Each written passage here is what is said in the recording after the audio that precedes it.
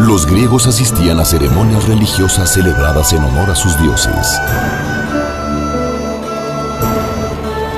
Así lo acostumbraban en las ciudades que había regadas por los valles de la región del Ática. En la antigua Grecia, donde cada una de ellas tenía sus propios dioses, templos, dialecto, mitos y leyendas.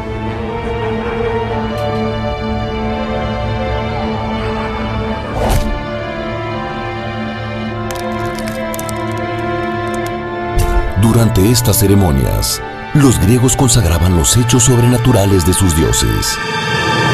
Descubrían la vida y obra de sus héroes mitológicos y legendarios.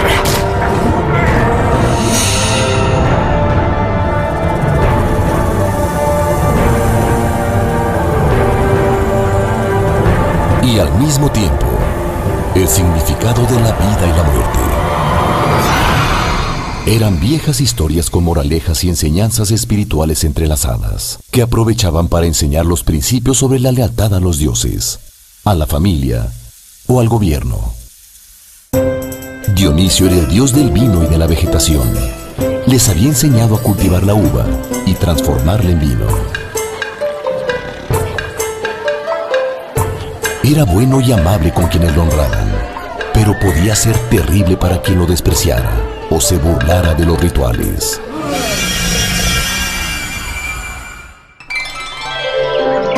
Dionisio moría cada invierno, pero renacía en la primavera. Para sus adeptos, este renacimiento acompañaba tanto la renovación de los frutos de la tierra, como de alguna manera, una posible resurrección. El festival más importante en Atenas era el de las grandes Dionisiacas, que duraba 5 días seguidos y se celebraba cada primavera y cada invierno. Estos rituales se llevaban a cabo antes de que existiera el teatro. En el año 534 antes de nuestra era, Pisístrato era el jefe de gobierno en la ciudad de Atenas. Él buscó la manera de que llegara más gente de los alrededores a celebrar las grandes Dionisiacas.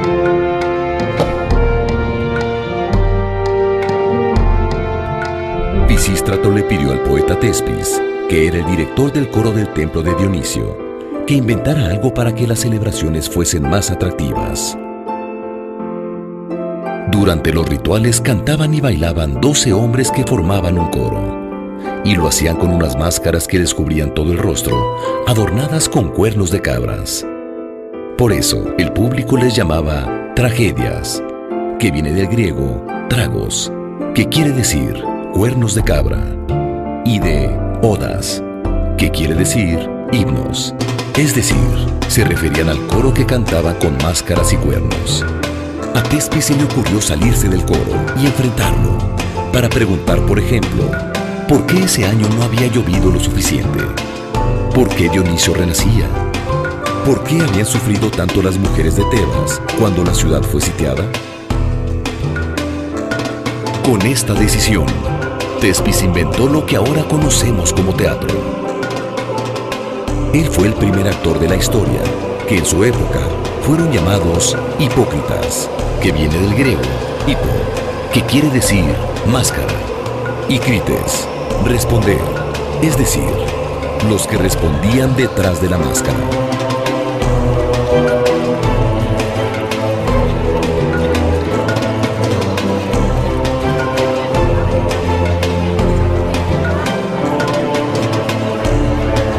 El enfrentamiento del hipócrita con el coro creaba un diálogo que le gustó mucho al público, pues con esto se creaba un mayor interés por las historias que se contaban.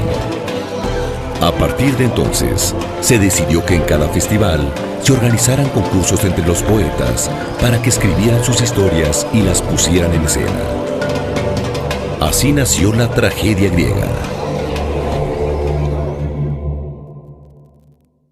Tespis tuvo mucho éxito. Los vecinos de Atenas llegaban en la primavera y el invierno para ver las obras de teatro que se presentaban en las grandes Dionisiacas. También llegaban los poetas de todos lados con sus obras recién escritas, listas para concursar. Tragedia viene de tragos, que quiere decir cuernos de cabra, y odas, que significa cantos o himnos. Se llamaron tragedias porque así se disfrazaban los que formaban el coro para cantar y bailar frente al público.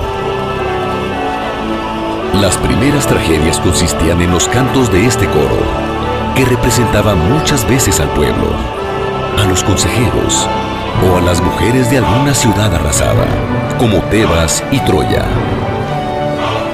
Otras veces representaban a deidades como las furias o las suplicantes.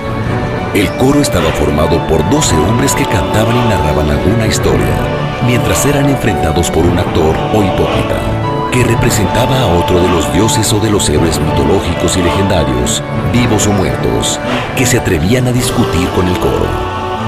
Al compartir el sufrimiento que veía en escena, el público podía desahogarse en una especie de purga de emociones, viendo cómo sus dioses y héroes sufrían más que nadie. Ellos se podían sentir un poco aliviados. A través del sufrimiento desmedido de sus héroes, el público conocía el sentido de la vida en su condición excepcional y comprendía que, tarde o temprano, la vida termina con la muerte. Había nacido la tragedia y con ella la catarsis o purga espiritual con la que el público se desahogaba. Este fue, en pocas palabras, el origen de la tragedia.